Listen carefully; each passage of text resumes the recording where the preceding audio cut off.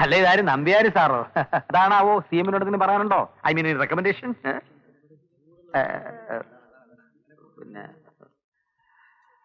മൗനം തന്നെ വിദ്വാനുഭൂഷണം.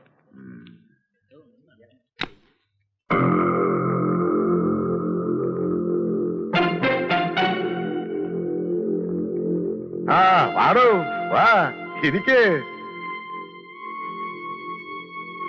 ആ പറയടോ, എന്തൊക്കെയുണ്ട് വിശേഷങ്ങൾ?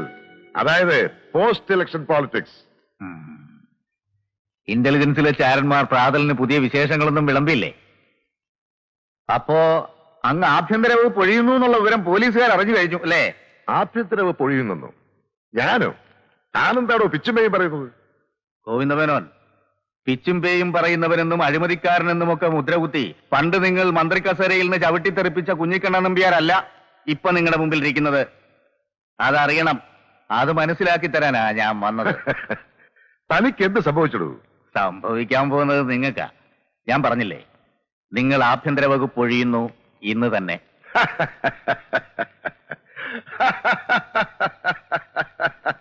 ചിരിക്കരുത്. ഈ കളിയിൽ ചിരിക്കാനുള്ള ഊഴം നിങ്ങൾക്കല്ല, കുഞ്ഞിക്കണ്ണനാണ്. ഈ ഒരു ഊഴത്തിന് വേണ്ടിയിട്ടാ നമ്പ്യാർ ഇത്രയും കാലം ഉള്ളുകൊണ്ട് വെറുത്തിട്ടും നിങ്ങളുടെ ശത്രുവാവാതിരുന്നത്. നിശബ്ദനായ ഒരു വിധേയന്റെ മുഖമണിഞ്ഞ് ഇത്ര കാലം കൂടെ നിന്നത്. താൻ എന്തോന്നാണോ ഈ പ്രസംഗിക്കുന്നത്? താനിപ്പോ എന്തോ ഒലത്തുവെന്നായി പറയുന്നേ? പറയാം. ഗോപാലകൃഷ്ണൻ, അവനാണ് എന്റെ തുറുപ്പിച്ചിട്ട്. തന്റെ ഗുരു എന്തൊക്കെയാ എഴുന്നള്ളിക്കുന്നേ?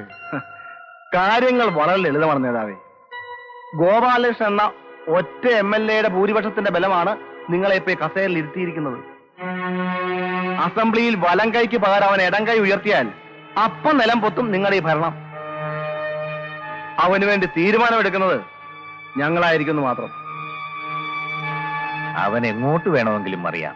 പാർട്ടി പിന്തുണയോടെ ജയിച്ച സ്വതന്ത്രൻ. ഒരു കൂറുമാറ്റത്തിനും അവനെ തളച്ചിടാൻ കഴിയില്ല. അവനെ ഞാനെടുത്ത് അമ്മാനമാടും. രാഷ്ട്രീയത്തിലെന്റെ കുട്ടിയാണവൻ. എനിക്കൊന്നേ പറയാനുള്ളൂ, ഇന്ന് നിങ്ങൾ ആഭ്യന്തര വകുപ്പ് ഒഴിയുന്നു. സ്വന്തം മന്ത്രിസഭയുടെ ആയുസ്സും ജീവനും നിലനിർത്താൻ വേണ്ടി ഗോപാലകൃഷ്ണനെ സംസ്ഥാനത്തിന്റെ ആഭ്യന്തര വകുപ്പ് ഏൽപ്പിച്ചു കൊടുക്കുന്നു. താൻ എന്ത് വിട്ടുത്തരമാണ് നമ്പ്യാരെ ഈ പറയുന്നത്? ഇന്നലെ വരെ ഒന്നുമല്ലാത്ത ഒരുവനെ പിടിച്ച് മന്ത്രിയാക്കാന്ന് വെച്ചാൽ? ഇന്നലെ വരെ ഒന്നുമല്ലായിരുന്നുള്ളത് നമ്മുടെ പാർട്ടിയിൽ ഒരു പോരായ്മയല്ലേ സാർ? അതൊരു ക്വാളിഫിക്കേഷൻ അല്ലേ? ഒന്നുമല്ലായിരുന്നവൻ ഒറ്റ രാത്രി കൊണ്ട് ഉന്നതങ്ങളിൽ എത്തിപ്പെട്ട എത്രയോ അനുഭവങ്ങൾ നമ്മുടെ പാർട്ടിയിൽ ഉണ്ടായിട്ടുണ്ട്. കൂടുതലൊന്നും എനിക്ക് പറയാനില്ല. ഗോപാലകൃഷ്ണൻ ആഭ്യന്തരമന്ത്രിയാകുന്നതിൽ മറ്റു മന്ത്രിമാർക്ക് എതിർപ്പില്ല. ഘടകകക്ഷികൾക്ക് പരാതിയില്ല. അവർക്കൊന്നും നഷ്ടപ്പെടുന്നില്ല. കാരണം ആഭ്യന്തര വകുപ്പ് കൈവിട്ടു പോകുന്നത് അവർക്കല്ലല്ലോ, അങ്ങേക്കല്ലേ. അതവര് പണ്ടേ ആഗ്രഹിച്ചിരുന്നതാണ്. പണ്ടേ തന്നെ അത്തരം ആഗ്രഹങ്ങളൊക്കെ അവർ കുഴിച്ചു മൂടിയതുമാണ്. എടോ, ഇതൊന്നും നടക്കാൻ പോകുന്നില്ല. ഇല്ല, നടക്കും. എനിക്കറിയാം, നിങ്ങൾക്കും അറിയാം. ഗോവിന്ദമേനോന്റെ എല്ലാ മുഖങ്ങളും കണ്ടവനാ ഞാൻ. ഒരുപാട് കാലം നിഴലുപോലെ ഒപ്പം നടന്നവനാ. അങ്ങോട്ട് ചാടി വെട്ടാൻ കയ്യിൽ ആയുധമില്ലെങ്കിൽ ഇങ്ങോട്ട് വെട്ടുകിട്ടാതെ ഒഴിയാനും തിരികെ ആയുധം കിട്ടുന്നത് വരെ ക്ഷമിക്കാനും നിങ്ങൾക്കുള്ളത്ര കഴിവ് സംസ്ഥാന രാഷ്ട്രീയത്തിൽ മറ്റൊരുത്തനുമില്ല. ഇപ്പോ സ്വന്തം നിലനിൽപ്പിന് വേണ്ടി നിങ്ങൾക്ക് തോറ്റുകൊടുത്തേ മതിയാവൂ. ഇല്ലെങ്കിൽ നാളെ ഗോപാലകൃഷ്ണന് ചോദിക്കുന്ന വകുപ്പ് കൊടുത്തുകൊണ്ട് അവന്റെ പിന്തുണയോടെ പ്രതിപക്ഷം ഭരണത്തിലേറും. പണ്ട് കേന്ദ്രമന്ത്രിസ്ഥാനം വെട്ടിക്കളഞ്ഞതിലുള്ള തീരാത്ത പകയുമായി രാജ്ഭവനിലൊരു പഴയ സിംഹം കാത്തിരിപ്പുണ്ട്, ഗവർണർ നാരായണയ്യ. രാജിവെക്കാനാണ് ഉദ്ദേശമെങ്കിൽ വിളിച്ചു പറഞ്ഞോളൂ. ഫോണിനരികിൽ തന്നെ ഉണ്ടാവും നാരായണയ്യ. വേണ്ട ഏർപ്പാടുകൾ ചെയ്യും. മറിച്ച് ഗോപാലകൃഷ്ണനെ അംഗീകരിക്കാനാണ് ഉദ്ദേശമെങ്കിൽ അതും വിളിച്ചു പറഞ്ഞോളൂ. സത്യപ്രതിജ്ഞയ്ക്കുള്ള ഏർപ്പാടുകൾ ചെയ്യും. തീരുമാനം ബുദ്ധിപരമായിരിക്കും. I know you bloody well.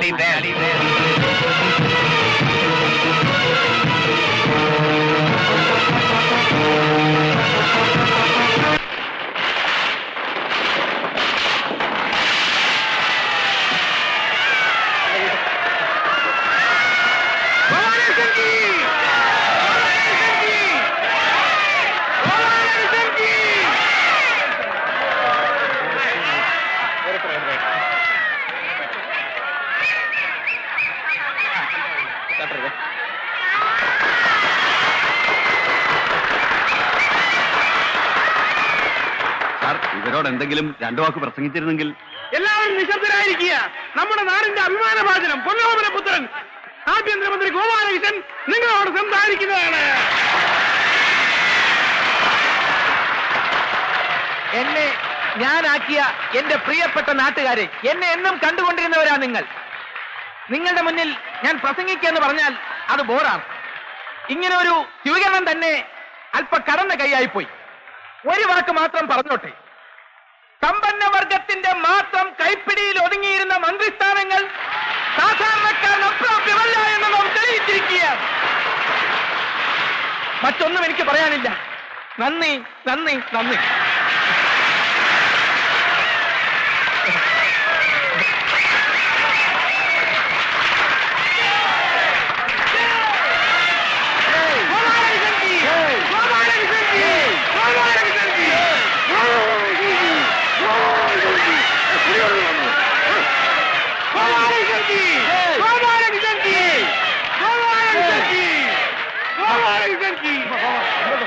ഒന്ന് മാറിക്കൊടുത്ത് മാറിക്കൊടുത്ത് മാറിക്കൊടുത്ത് വഴികൊടുത്ത്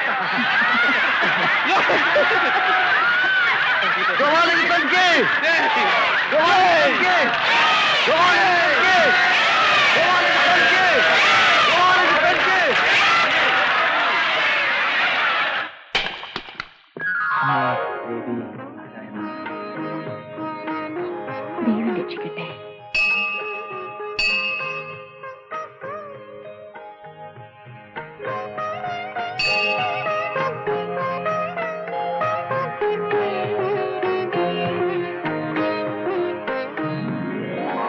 അയ്യേ, ഇതെന്താ കരയുന്നോ? ആദ്യമായിട്ട് സ്കൂളിൽ പോകുന്ന കുട്ടികളെ പോലെ ചാർജ് എടുക്കാൻ പോണേ ആഭ്യന്തരമന്ത്രി.